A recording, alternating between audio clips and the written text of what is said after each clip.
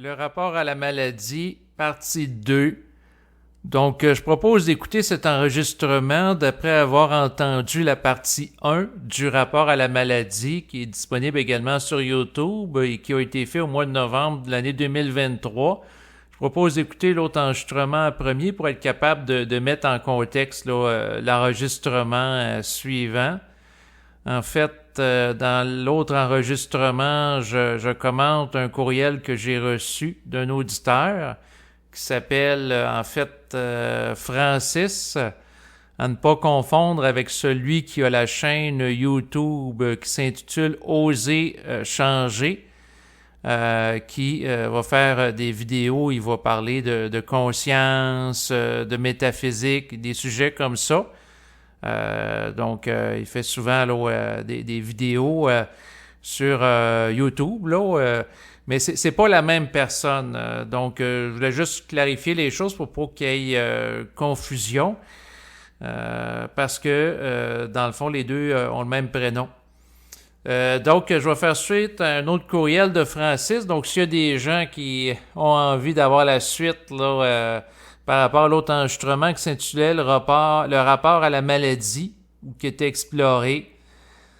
Je vais lire le courriel de Francis. Il y a encore des éléments qui me mettent en vibration, donc j'ai décidé de le partager à des gens qui nous écoutent. Il m'a écrit ceci.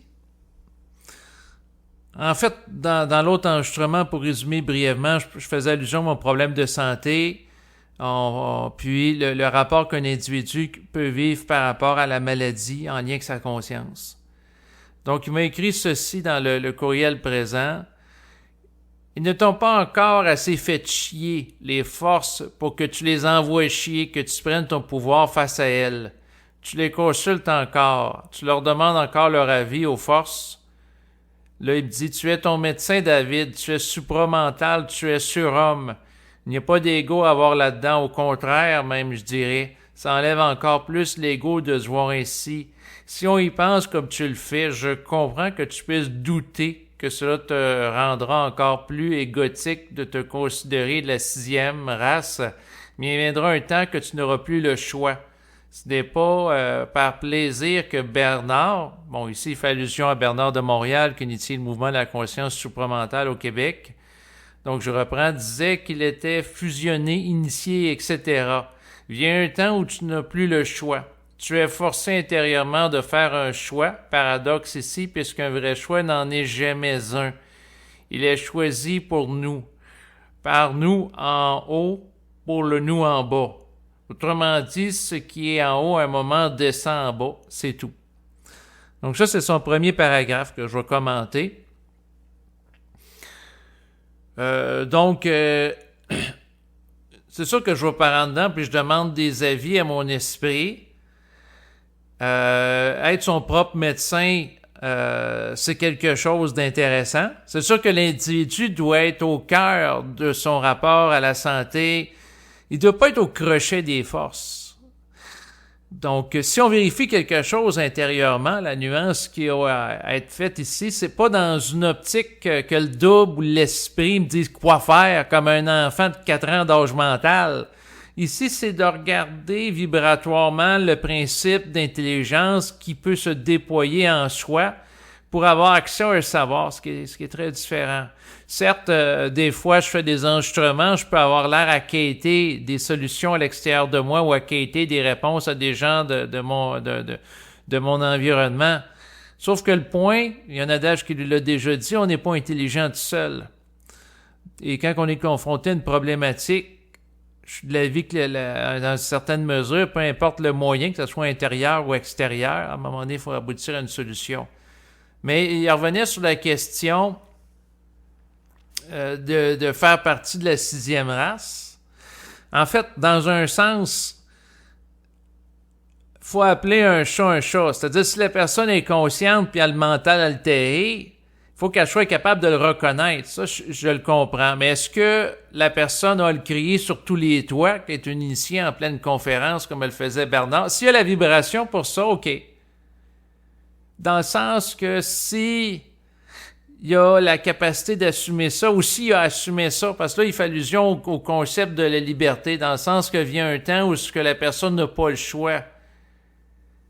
Puis, à quelque part, dans un sens, on n'a pas le choix de vivre ce qu'on vit à un certain niveau, dans le sens que, pour être honnête avec vous, on subit des événements qu'en tant qu'ego, on n'a pas choisi, ou on subit une condition énergétique, comme le fait, par exemple, quelqu'un qui est conscient ou qui appartient à la 6e race ou à la 5e race, c'est une dimension identitaire qui est imposée à l'ego.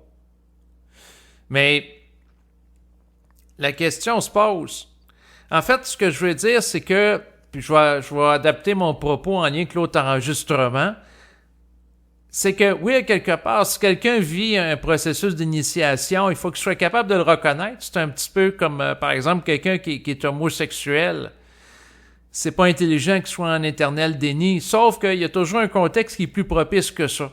Prenons, par exemple, la personne qui est homosexuelle en Iran, alors que c'est considéré par les responsables de ce pays comme étant un crime grave et qui peut être condamnable par la mort.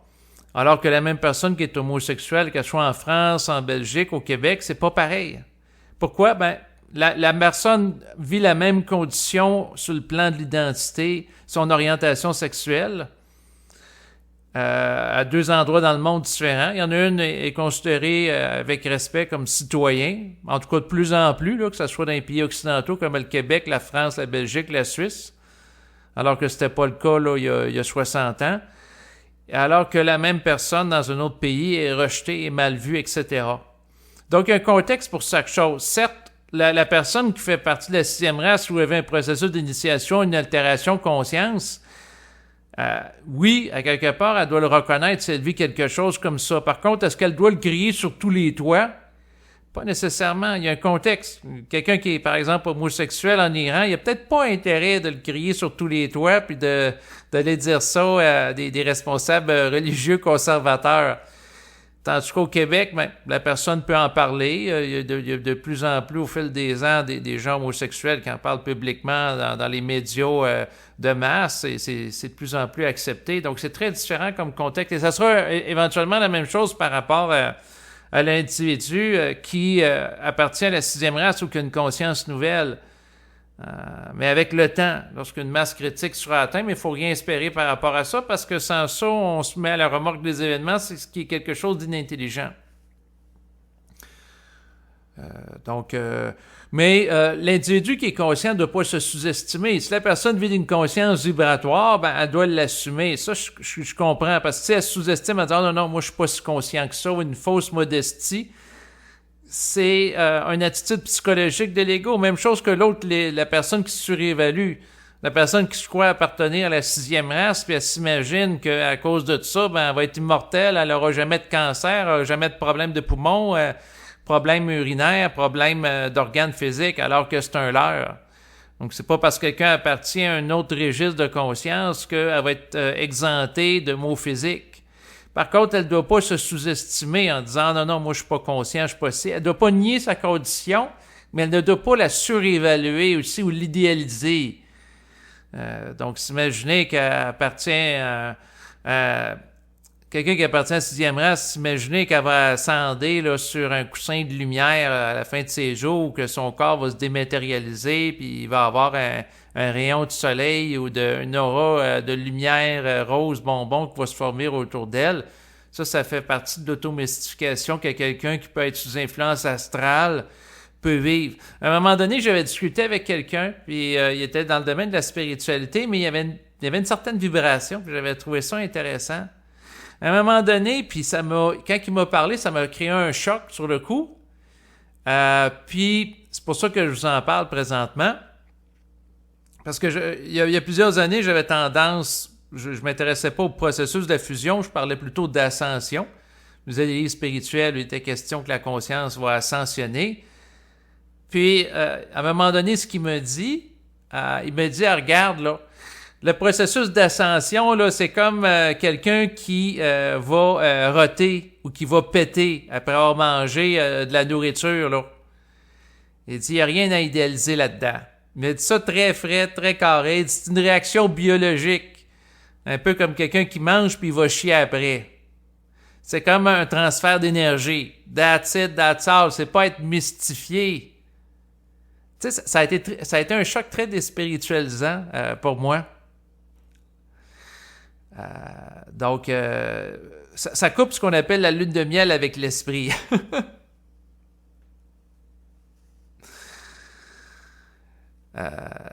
Donc, c'est comme la personne qui dit, ben si tu manges des bines, si tu manges des fèves, des légumineuses, ça se peut que tu aies des gaz puis que tu pètes. C'est une réaction. Il dit la fusion, c'est la même chose. La personne est altérée par une énergie, c'est la résultante de...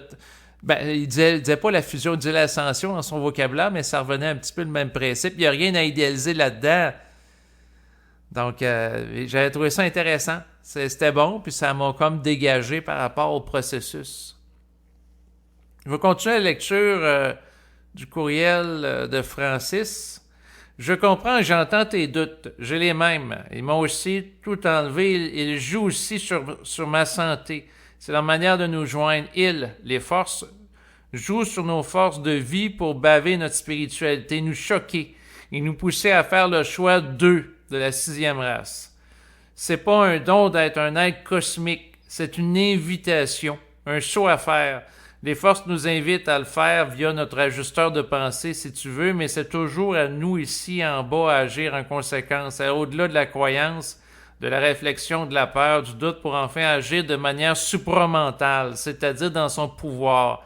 Ce n'est pas un statut supérieur, je dirais même que d'un point de vue humain, être un être supramental est un statut inférieur, puisque tu ne peux plus rien faire, dans le sens que si ils, les forces, ne sont pas d'accord, eh bien, pas de bol. Tu sèches et attends 2, 5, 10 ou 20 ans avant de voir un département de ta vie venir bouger. Finances, amour, santé, etc. Donc, j'arrête la lecture ici. Je vais commenter un peu. Mais c'est intéressant ce qu'il dit parce que ça vient équilibrer le rebord par rapport à la notion de la sixième race pour éviter de l'idéaliser. Dans le sens que, au lieu d'être mystifié par ça, puis envie de faire partie de la sixième race, puis s'amener de s'imaginer qu'on a des pouvoirs psychiques, des capacités que les gens n'ont pas, qui vont nous permettre d'être heureux, etc. Lui, il dit, c'est pas un statut supérieur qui doit être idéalisé. Il dit, même à un certain point de vue, c'est un statut inférieur parce que la personne, lorsqu'elle le vit ça, c'est-à-dire un état de conscience altéré qui l'amène à faire partie de la sixième race dans son rapport aux forces, eh bien, la personne subit les forces. C'est-à-dire, c'est un état de possession, de transmutation, de transformation énergétique imposée à l'ego. Certes, l'ego peut avoir un mental qui est altéré, bénéficier d'une vibration différente qui va régénérer sa psyché, sauf que le point, c'est que c'est eux autres qui dirigent la vie, qui tirent les ficelles, et l'ego qui devient conscient le voit avec plus en plus de clarté. Et c'est sûr qu'il y a du temps à contenir. Ça peut être très souffrant. Quelqu'un qui y attend pendant 2, 10 ou 20 ans avant de voir qu'une condition de vie financière, amoureuse, santé s'améliore, c'est une abomination. Tu sais, quelqu'un, par exemple, qu'il souffre d'un problème de santé chronique, ça dit intérieurement, ça va prendre 20 ans avant que ça se règle ou 20 ans avant qu'elle soit en couple si la personne voudrait être en relation amoureuse avec un partenaire ou une partenaire, ou 20 ans trouver un équilibre financier qui va lui permettre d'avoir une certaine aisance pour être en mode plaisir de vie dans les dépenses plutôt que juste en mode survie puis utiliser l'argent pour les nécessités de base. C'est sûr que c'est pas évident. Quelqu'un qui vit ça consciemment puis se fait dire tu fais partie de la sixième race, puis là la personne il y a des puis elle se fait sa situation est enviée par d'autres personnes par rapport à son état psychique, alors qu'en réalité la personne dans un certain sens a subi ça. Je vais continuer la lecture du courriel. On perd le libre arbitre pour gagner la liberté d'être. On perd l'ego pour gagner l'esprit. Pas étonnant que l'ego capote net. Je suis désolé, mais moi aussi, pour ma vie, là-dedans, mais cette dernière ne m'appartient plus. Fin de l'illusion. C'est une purge qu'il faut surtout. C'est donc très, très bien cette maladie que tu as, David. C'est pour les autres qu'elle est bien, mais pour toi. Pour te découvrir toi, ta force à toi. Et les forces jouent sur nos forces vitales, sexe, pénis, reproduction, intimité, désir, corps. Bon, il fait allusion à mon problème de peau auquel je parlais abondamment dans les derniers enregistrements là, des derniers mois, là, c'est-à-dire un lichen scléreux atrophique au niveau du pénis qui a amené mon urètre à boucher. Puis là, j'ai une opération pour la déboucher, puis là, je suis obligé de m'enfoncer une tige 2 fois par jour pour pas qu'elle rebouche. Puis la peau à l'intérieur de mon urètre est un petit peu blanchâtre, puis faut pas que ça referme. Fait que là, je suis un petit peu sous tension là, par rapport à ça. Fait que je reprends la lecture afin de nous atteindre, rejoindre, nous faire sortir de nos gonds. Donc, la maladie peut être une occasion pour nous faire sortir de nos gonds. Oui, ça peut amener un changement, je rétorquerai. Là, je vais continuer. La lecture, c'est pour nous que notre maladie est importante, un nous que l'on ignore jusque-là. Concept d'identité que Bernard a développé.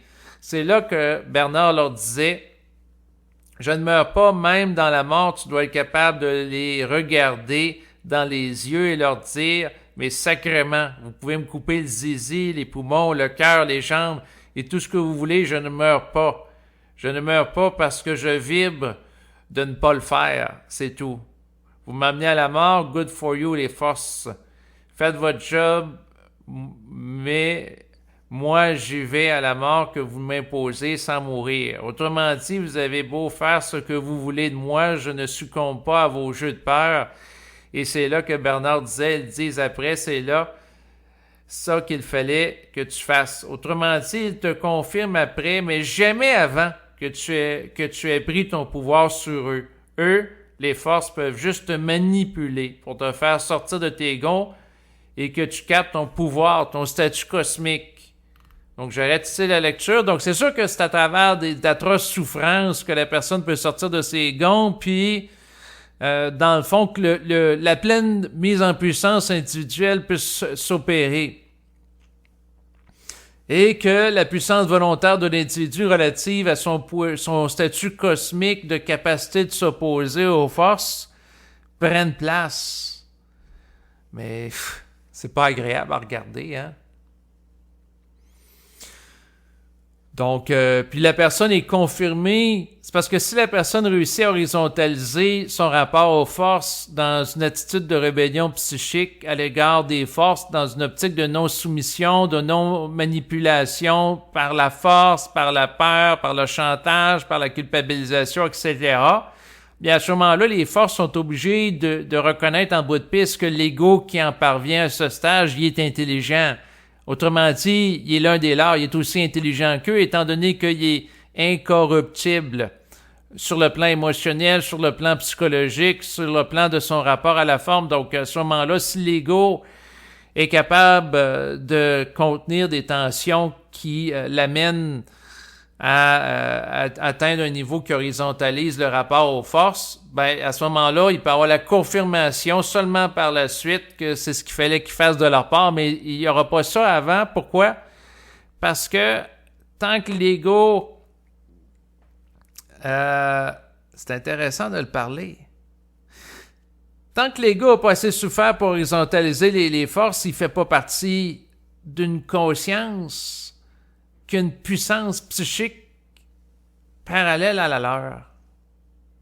Donc, à ce moment-là, ils ne peuvent pas reconnaître son statut identitaire au même titre qu'ils se reconnaissent entre eux. Il faut que la personne s'oppose à eux pour faire partir d'eux davantage. C'est spécial, hein? C'est pas évident à comprendre. Il faut que la personne... OK, c'est un jeu d'énergie. Si la personne s'oppose à eux, c'est parce qu'il n'est pas soumis à eux. Puis s'il n'est pas soumis à eux, il peut présenter le rapport à eux, donc il n'est aucunement fascinable par les forces. C'est intéressant de parler à la voix haute de certaines choses parce que ça permet d'apporter des clarifications, des nuances. Tant que l'individu a peur de contester les forces puis est soumis à eux en disant « Ah, c'est de la faute du karma que j'ai ce problème-là, faut que je l'accepte. faut que je me soumette à ci, faut que je me soumette à ça. C'est parce que j'ai dû être pas fin dans une vie antérieure avec mon pénis, que j'ai un problème avec le pénis, j'ai ci, j'ai ça. Tant que la personne a une attitude de soumission,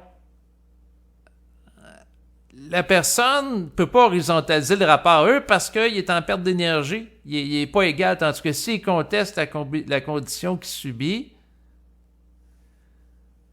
il n'est plus dans un état d'oppression psychique parce qu'il peut horizontaliser son rapport avec les forces. Ouais. Je vais continuer à lire. Je commenterai, là.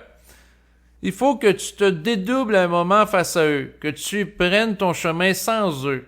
Fin de la fusion, fin de l'initiation, que tu mettes fin à ta fusion toi-même, et j'ai hâte que tu le fasses, David. Tu n'auras plus peur de dire que tu es fusionné, initié. J'arrête ici.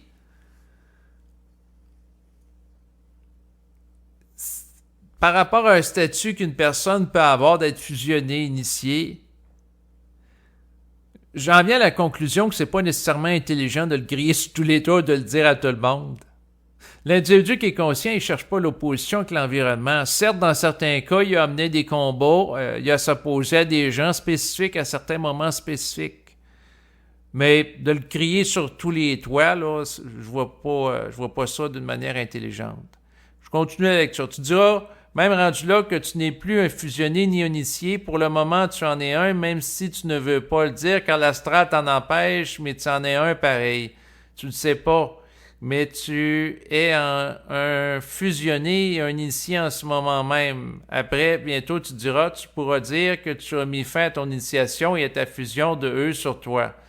À l'emprise du double sur toi, et c'est là que j'ai introduit le concept du dédoublement. Présentement, tu as un doublé qui est essentiel afin de sortir de la fusion, de la pression de eux sur nous.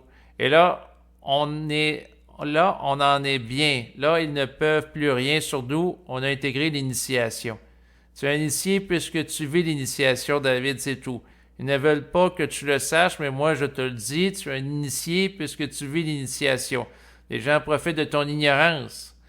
Mais moi, je te le dis, tu es un initié qui vit une initiation et tu mettras un terme bientôt. Ceux qui en profitent, là, ils nomment des noms, je ne dirai pas nécessairement ici. Vous voyez, je me garde une petite gêne. Ils ne te diront pas puisqu'ils en profitent. À un moment donné, tu seras écœuré de sortir, de servir de putain et tu mettras la hache là-dedans. Tu ne pourras plus le supporter tellement l'initiation t'aura poussé à bout. Une grande révolte s'en suivra. D'ici là, eh bien, ton ajusteur fait son boulot. Il tenaille tes forces de vie. Eux calculent qu'on le supportera, qu'ils nous connaissent alors, ils nous font évoluer. Après, on leur dit merci. Oui, après, on bénit nos maladies parce qu'on a vu l'importance de ce qu'elles ont eu dans notre évolution pour notre bien, mais pas avant, car quand on les vit, on pâtit, on est dedans, on les souffre. On les souffre tant qu'on ne décroche pas face à elles nos maladies.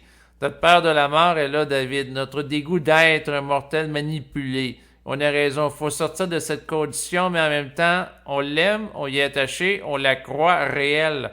La vie n'est pas réelle. On la croit vraie, mais elle n'existe pas. C'est une illusion, un jeu astral. Nous sommes le comédien utilisé pour faire les rôles.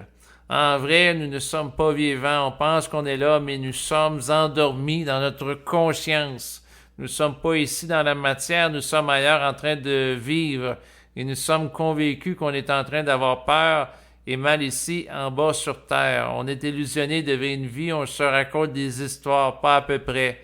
C'est con la terre et on devrait être écœuré d'être ici au lieu de protéger notre statut d'être humain en permanence et de se justifier comme étant un vivant, un humain. On est ici-bas prisonnier d'un jeu vidéo. On est cosmique, pas humain, cosmique. Il y a une guerre ici qui veut nous faire croire qu'on appartient à la Terre, mais c'est faux. On est des étoiles. Il termine là-dessus. Il y avait beaucoup de choses à dire depuis le texte que j'ai lu, là. Ben, dans un sens, quelqu'un peut dire qu'il est un initié s'il subit une initiation, c'est-à-dire une imposition d'une transformation énergétique malgré lui. Il apportait la question de l'initié. Par contre, c'est à l'individu de se savoir. Quelqu'un pourrait dire publiquement qu'il est un initié, qu'à partir de la 6e race, mais les gens du public, soit ils vont y croire, ou ils croiront pas, s'ils fonctionnent d'une manière psychologique. Si une personne fonctionne d'une manière vibratoire, eh bien, elle va vibrer la personne, puis elle va dire, ouais, telle personne, il dit que c'est un initié, c'est congruent. Tel autre qui dit que c'est un initié, ça ne l'est pas. Mais cette personne-là, elle va fonctionner d'un autre mental que psychologique, que la personne qui réfléchit, que la personne qui croit ou qui doute. C'est une autre façon de procéder. C'est en fonction d'une captation du réel sur le plan de l'énergie, libre de la polarisation dans les jeux du vrai, du faux, en relation avec des formes qu'on peut donner, des étiquettes qu'on peut imposer à des gens. Mais en même temps, que la personne reconnaisse une vibration, c'est quelque chose qu'elle peut sentir, qu'elle peut capter, qui va l'amener à réaliser certaines choses. Mais tout ça pour dire quoi? Que la personne, qu'elle soit consciente ou pas, ce qui est essentiel, c'est qu'elle sache que le public, que la personne le dise publiquement ou pas, ça n'enlève rien à sa condition. Tu sais, quelqu'un qui... Dans son fort intérieur, disons que un homme se sent femme et que cet homme-là sorte publiquement sur les plateaux de télévision en disant qu'il est un transsexuel ou qu'il s'habille en femme, en travesti, ou qu'il le fasse ou qu'il le fasse pas, ça y appartient. Mais que la personne, dans son êtreté, son intériorité, si elle est quelque chose, plutôt que s'évalue comme étant... d'identité sexuelle masculine ou féminine, c'est quelque chose qui est propre à elle. Mais c'est pas nécessairement important que la personne en parle ou pas publiquement. Ce qui peut être important, c'est qu'elle s'ajuste dans son mental. Mais lui disait que je suis en processus d'initiation, donc dans un sens, je suis un initié qui vit une initiation, qui subit des oppositions énergétiques pour m'ajuster. Et que là, il parlait de la fin de l'initiation. La fin de l'initiation, dans un sens, la façon que je le comprends, c'est quand que la personne est écœurée de subir des impositions, la personne se révolte contre l'esprit pour horizontaliser son rapport avec lui, puis l'amener à arrêter de le faire chier. Donc, c'est sûr qu'à un stade, à force de souffrir, à un moment donné, il y a quelqu'un qui peut monter en puissance en disant « ça va faire ». Quelqu'un peut dire, ça va faire les problèmes de santé, ça va faire les problèmes financiers, ça va faire les problèmes de couple. Sauf que quand que la personne fait ça, puis là, c'est là que c'est intéressant de se référer à une compréhension du principe que, comme il faisait allusion au début, que les choix sont forcés, c'est que la personne ne peut pas faire autrement que d'en venir à ce point-là. Donc, c'est pas un choix réel, c'est-à-dire que c'est choisi par elle. C'est choisi pour elle que les forces l'amènent à faire ça. C'est comme une rétroaction d'une énergie qui cherche à comprendre, à s'auto-comprendre à travers un être humain. C'est ça qui est compliqué. Un individu est inconscient. Il vit sa vie de tous les jours. À un moment donné, il vit des chocs. Puis il y a une énergie qui rentre dedans, qui s'active, qui l'amène à contester les chocs que la même énergie a fait. Dans le domaine de l'étude des conspirations, je me rappelle qu'il y a plusieurs années, j'avais lu à un moment donné un livre de David Icke qui parlait du problème réaction, problème, réaction, solution. Donc, et l'esprit, qu'est-ce qu'il fait avec nous autres dans un certain niveau du problème, réaction, solution. Problème, la personne vit un problème de santé important, problème financier, rupture amoureuse, quelque chose qui choque l'ego, qui fait pas plaisir. Réaction, soit que l'ego se met à terre, il semble en dépression, il y a des idées suicidaires, puis il trépasse. Donc ça, c'est une réaction que la personne semble dans un état de tristesse, d'impuissance, est astralisée. Ou au contraire, la personne, face à l'événement qui le fait chier, se met en colère, s'intériorise et conteste l'esprit.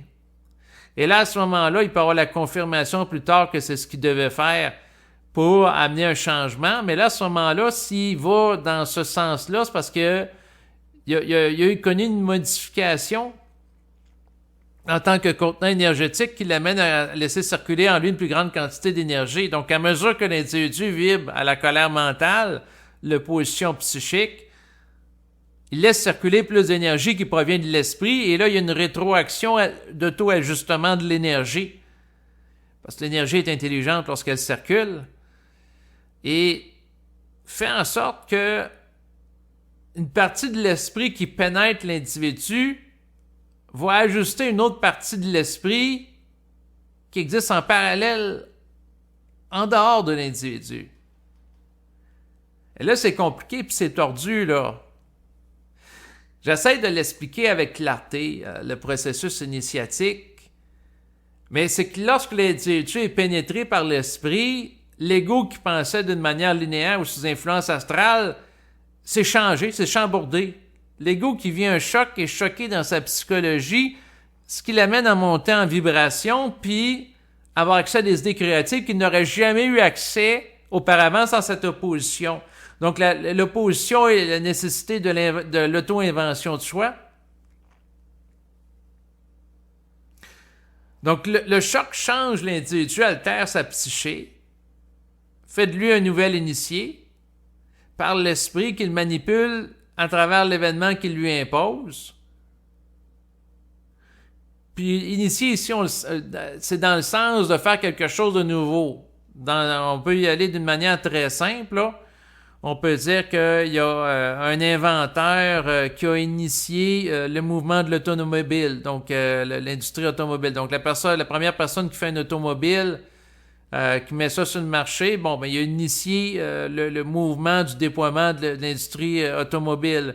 Ensuite, on peut dire il y a quelqu'un qui a inventé un téléphone intelligent, bon, ben il a initié une nouvelle forme de communication. Donc, on peut dire que, par exemple, le iPhone a initié cet appareil lorsque c'est apparu au début des années 2000, la naissance d'un appareil multitâche de téléphonie, c'est-à-dire qu'on peut utiliser le téléphone avec le iPhone pour, par exemple, aller sur Internet, on peut écouter de la musique aussi avec, on peut faire différentes tâches que juste téléphoner. Donc, initié ici, c'est dans le sens de quelqu'un qui apporte quelque chose de nouveau.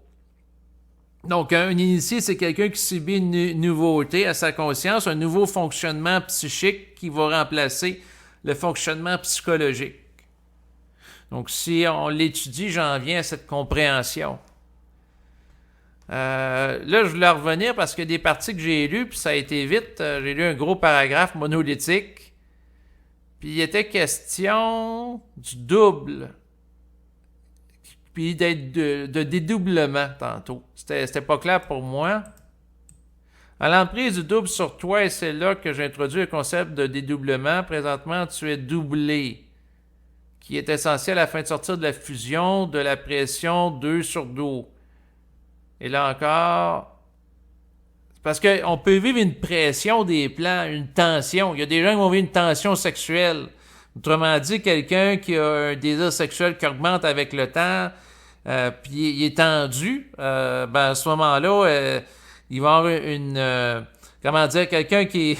Des fois, j'ai des images grossières, mais elles sont tellement communicatives. Un homme un individu masculin qui est testicule pleine de sperme, à un moment donné, ça peut pas s'accumuler là éternellement, donc une tension sexuelle qui est là, qui fait en sorte qu'à un moment donné, il va devoir éjaculer, que ça sorte, que ce soit qu'il y ait une relation sexuelle, qu'il se masturbe ou que ça sorte dans le sommeil. Pourquoi? L'énergie peut pas stagner éternellement au même endroit. En l'occurrence, ici, les testicules. Même chose pour une envie d'uriner. La vessie se remplit. À un moment donné, il faut que ça sorte. L'esprit peut créer des tensions énergétiques au sein de l'individu pour que l'individu sorte de ses gonds et que l'énergie qui était jusqu'alors refoulée parce que la personne était sous emprise astrale, eh bien, l'individu qui en peut plus fait éclater la timidité, la gêne qui l'empêchait de parler fort, de crier, de parler à voix haute. Autrement dit, la tension énergétique, dans certains cas, peut amener quelqu'un à exploser en beauté, dans le sens que la personne s'extériorise comme jamais, vaincre sa timidité, sa gêne qu'elle pouvait avoir depuis sa naissance parce qu'elle a été écrasée par des parents autoritaires, et ainsi de suite. Mais aussi, quelqu'un qui est trop écrasé puis il ne s'allume pas créativement, le changement ne se fait pas, ben la personne peut imploser puis sombrer dans la dépression puis retourner toute la frustration, la colère qu'elle vit, la tension contre elle-même et se suicider. Ça dépend. L'utilisation des énergies de tension au sein d'individus, les fameuses forces de contraction, ça peut avoir plusieurs impacts. C'est clair, là. Puis là, il dit à un moment donné, tu seras écœuré de servir de pantin et mettre la hache là-dedans. Ben, c'est sûr que dans le fond, mon objectif dans la vie, c'est pas d'être un esclave des forces, être un esclave d'une forme de spiritualité. Non, c'est d'être libre de tout ça. Et c'est sûr que le parcours supramental, c'est pas pour tout le monde parce que ça part du principe que la libération vient de l'ego qui se révolte contre les forces. Il vient pas de l'amour des forces puis de se mettre à genoux pour prier le bon Dieu ou prier les êtres spirituels d'avoir une guérison miraculeuse. Et ça, je l'ai compris depuis longtemps. Elle vient d'une volonté individuelle de composer avec les frustrations de la vie, comme un problème de santé, sans sombrer dans un état de dégradation énergétique, c'est-à-dire sans sombrer dans un état de tristesse, d'impuissance, et ainsi de suite. Si la personne est capable d'avoir des problèmes de santé importants, problèmes financiers, problèmes de couple, ou peu importe la nature des problèmes importants relatifs à sa condition d'être au monde à travers un corps par rapport à sa situation existentielle, et la personne reste froide dans le mental, c'est-à-dire dans un état psychique d'équilibre avec les plans occultes, ben à ce moment-là, la personne a horizontalisé le rapport, puis c'est capable de faire face à différents nombres de positions. Donc, la personne n'est pas manipulable par la sexualité, pas manipulable par le désir d'être en couple absolument, d'assouvir des pulsions sexuelles, puis pas manipulable par la famille, faire plaisir aux gens de la famille parce qu'à ce moment-là, ça lui donne un sentiment d'appartenance. Elle n'est pas manipulable par la finance, qu'elle ait de l'argent ou qu'elle n'ait pas. Elle se sent pas moindre pour cela, elle ne vit pas de complexe d'infériorité. Même chose, pas de vivre de complexe d'infériorité, advenant qu'elle n'a pas une capacité de mémoriser autant d'informations que d'autres personnes qu'elle avait envié dans le passé, étant donné que ces personnes sont des surdouées et qu'elle n'a pas une capacité d'être une encyclopédie vivante. Si la personne n'a pas de complexe aussi parce qu'elle n'est pas Monsieur Musc, si la personne est libre de toutes les formes de manipulation, d'imposition qui peut l'amener à une dégradation vibratoire, puis la personne reste stable dans le mental, eh bien, à ce moment-là, en dépit de qu'est-ce qu'elle vit, elle est très vivante, même si des conditions adverses lui sont opposées. Et c'est là que, pour horizontaliser les forces, parce que les forces, les êtres sur le plan éthérique, eux autres, ils n'ont pas de corps. Donc, ils sont pas manipulables par la faim, par la soif, par le désir sexuel, le désir d'avoir de l'argent, le désir d'être en santé. Tant que l'être humain est manipulable par ça, il est corruptible. Puis pour les égaliser dans l'incorruptibilité psychique, l'individu ne doit pas être manipulable sur ces plans-là, mais c'est pas évident. C'est pas évident. Mais c'est le point que l'être humain cosmique nouveau doit en venir à connaître. Et tant que la personne est en processus d'initiation, c'est-à-dire qu'elle n'a pas encore atteint ce point, mais elle s'y dirige, malgré elle, parce qu'elle est manipulée par des forces pour en venir à ce point, en venant à ce point, ces forces-là auront actualisé à travers un être humain un principe cosmique. Donc, autrement dit, pour en revenir tantôt dans l'enregistrement, ben c'est que le processus d'initiation qui amène à la conscience d'être fusionné, qui est pu doubler, est pu dépasser par les forces parce qu'il a intégré, c'est un principe qui, d'une perspective extérieure, d'une perspective mécanique, n'a pas à être idolâtré, idéalisé, comme quelqu'un, par exemple, qui va faire un rot, qui va roter après avoir mangé de la nourriture qui donne des ballonnements. C'est une réaction. C'est une réaction d'un transfert d'énergie tout simplement. Donc les gens n'ont pas à se palmer de ça. C'est un petit peu comme quelqu'un qui dirait, ben après avoir mangé, j'ai été faire caca. Puis là, tout le monde dit « Hey, il a fait caca! Wouhou! » Les gens seraient excités. Voyons. Quelqu'un qui, dans un sens, quelqu'un qui est un initié, c'est quelqu'un qui souffre, que les forces le font chier. Puis on va regarder ce processus en disant « Ah, wow, l'individu, il souffre d'une altération psychique qui lui est imposée. » Puis on va se mettre à l'idolâtrer en disant « Ah, lui, c'est un grand initié. Lui, il sait des choses que les autres ne savent pas. » Mais ça, c'est de la naïveté spirituelle dans le rapport. C'est comme des enfants qui n'ont jamais rien vu. Puis là, à un moment donné, il y a un enfant qui pète ou qui fait caca. Puis ça pique leur curiosité. Puis, mais quand que la personne, ça fait des années qu'elle chie puis qu'elle mange, ben, elle n'est plus fascinée par ça. Le rapport change. Et il y a une maturation psychique. Donc, la fascination par rapport au concept d'initié, c'est une fascination infantile, mais qu'une partie de la population peut vivre. Et moi, je trouve ça drôle, puis en même temps, c'est pas drôle, là, dans le sens que des gens très spirituels voient quelqu'un qui est capable de générer une vibration plus élevée qu'eux, ils vont dire « Ah, telle personne, c'est un initié », ils vont l'envier, ils vont vouloir être comme elle. Puis si, par le malheur, ils subissent des chocs initiatiques, ou moindrement des oppositions, on dit « Ah, ça, c'est les forces, je veux plus être un initié. » Pourquoi? Parce qu'il y a un prix à payer. Donc, par rapport à ça, il n'y a rien qui est gratuit. Donc, c'est comme la personne qui va être musclée sans avoir à s'entraîner en salle ou sans avoir à faire des push-ups. Ça ne marche pas. C'est comme quelqu'un qui va être libre de la peur, il va regarder un personnage de film ou il écoute une vidéo puis il dit « Ah, wow, lui, il est libre de la peur, il est capable de faire ci, il est capable de faire ça. » Il est centrique. On va présenter quelqu'un comme étant un héros de la guerre, qui a été en mission, qui a sauvé des gens de la population, la veuve et l'orphelin. Mais il y a un prix à tout. C'est ça l'affaire. C'est comme l'histoire, les gens veulent aller au paradis, mais ils veulent pas mourir. C'est comme les gens veulent avoir la gratification, mais ils veulent pas payer le prix.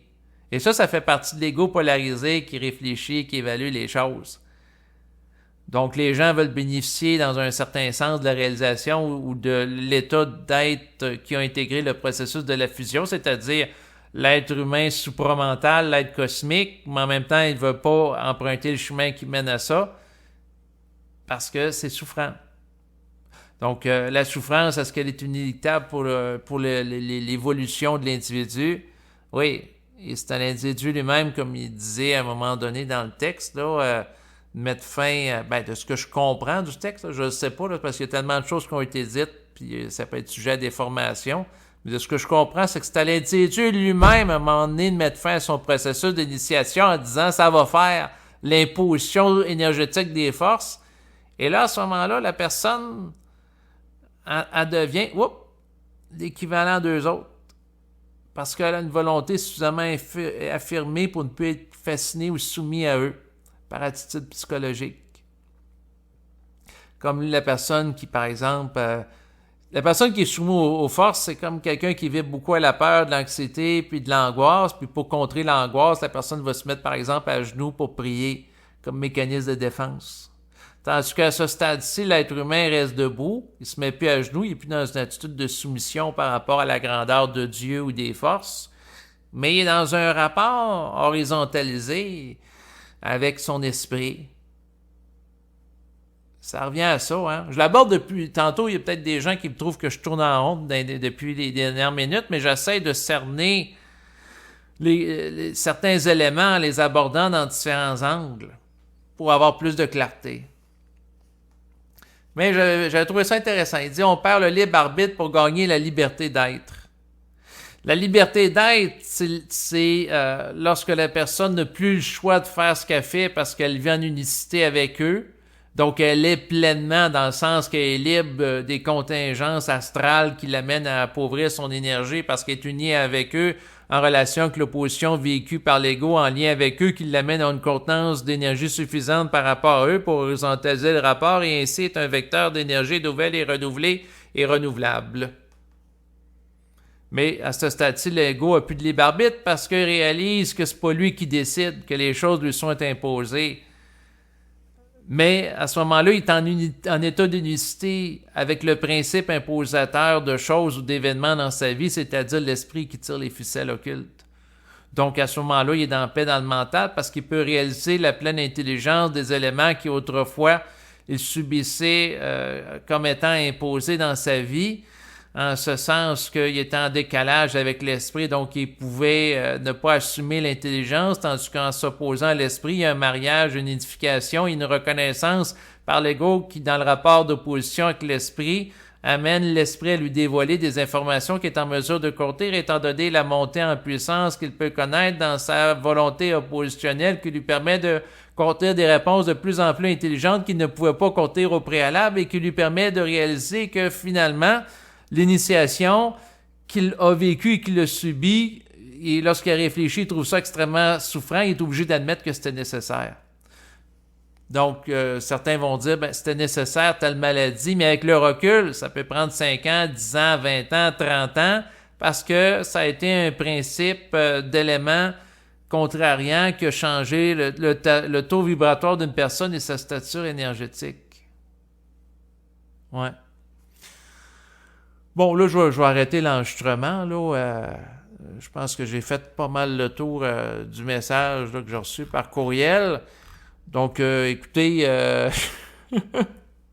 l'idée à travers ce commentaire-là du courriel, c'est d'aller plus loin dans la compréhension du réel par rapport à des notions comme les êtres de la 6e race, les nouveaux initiés, les individus supramentaux, les êtres cosmiques, et ainsi de suite.